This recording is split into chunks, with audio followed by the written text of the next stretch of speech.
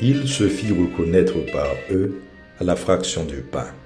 Luc chapitre 24, les versets 13 à 35. Sœurs et frères, paix et joie. L'Église est le peuple de Dieu en marche. Nous cheminons ensemble sur les routes du monde, empruntant le chemin de l'humanité dans un esprit de communion animé par un désir ardent de participation en vue de la mission qui nous est confiée par le Christ. Dans cette démarche qui est plutôt synodale, à l'instar des disciples d'Emmaüs, nous portons les soucis du monde entier. Nous traînons le fardeau de nos incrédulités et de nos manques de foi. Nous portons le poids de la violence, l'insécurité, la guerre et de toute la méchanceté des hommes qui alourdit notre périple. La bonne nouvelle dans tout cela, nous ne sommes pas seuls. Le ressuscité est notre compagnon de route. Devançons les disciples d'Emmaüs, n'attendons pas la fraction du pain pour reconnaître Jésus comme le Seigneur de notre vie, celui dont parlent les Écritures, qui est mort, ressuscité, pour que les peuples aient la vie en lui. Celui qui a souffert sa passion est cloué au bois du supplice par la méchanceté des hommes. Voici que Dieu l'a ressuscité en le délivrant des douleurs de la mort, car il n'était pas possible qu'elle le retienne en son pouvoir. Quel credo! C'est le témoignage de foi des apôtres et nous y croyons fermement. Il n'a pas été abandonné à la mort et sa chair n'a pas vu la corruption. Ce Jésus, Dieu l'a ressuscité, nous tous, nous en sommes témoins.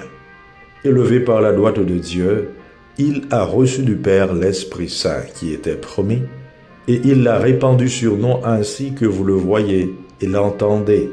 Oui, nous sommes aujourd'hui au temps de l'Esprit, au temps de l'Église. Le Christ s'en va et nous lègue la noble et lourde tâche de continuer sa mission.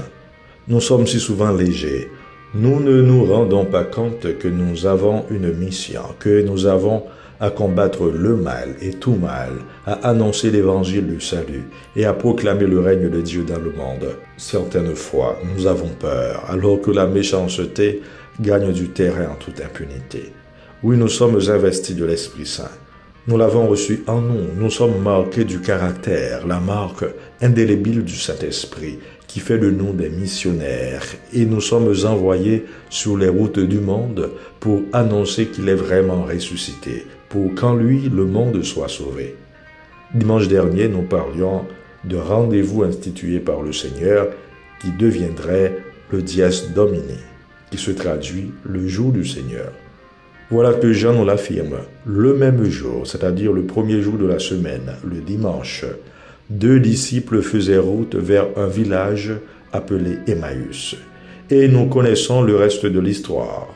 Jésus ressuscité s'invite au milieu d'eux et faisait route avec eux. Ils le prendront pour un étranger. Ils partageront tous leurs soucis et leurs frustrations de l'événement du vendredi saint. Mais il leur faudra le geste fondamental de la fraction du pain pour saisir le sens des Écritures et des paroles qu'ils échangeaient avec cet inconnu bien connu qui leur a ouvert les yeux.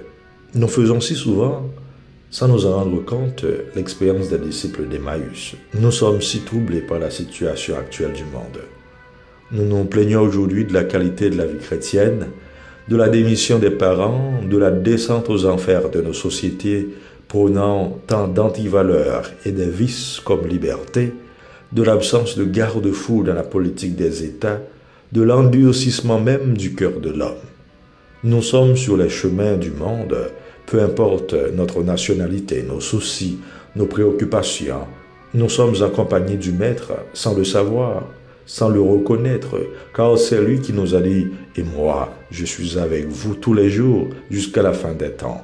Nous ne pouvons même pas dire que nous le reconnaissons à travers la fraction du pain, car beaucoup d'entre nous ont quitté l'Église. Nous avons perdu le sens du sacrement de l'Eucharistie. Eh bien, il est avec vous.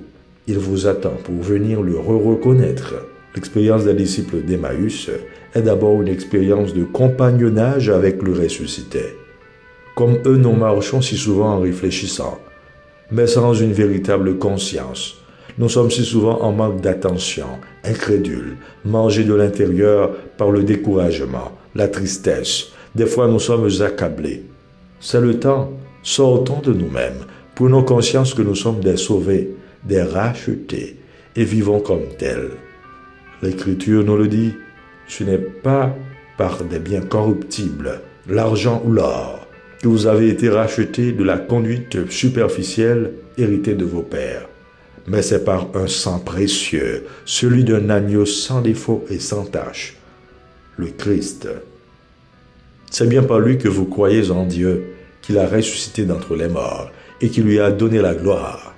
Ainsi, vous mettez votre foi et votre espérance en Dieu. Sœurs et frères, prions pour l'Église en marche sur les routes de l'humanité, qu'elle soit signe de cet amour plus fort que la douleur, les souffrances et la mort, et que nous soyons témoins de la vie nouvelle, de la résurrection du Christ est porteuse, et que tous les peuples croient que Jésus-Christ est Seigneur, à la gloire de Dieu le Père. Amen.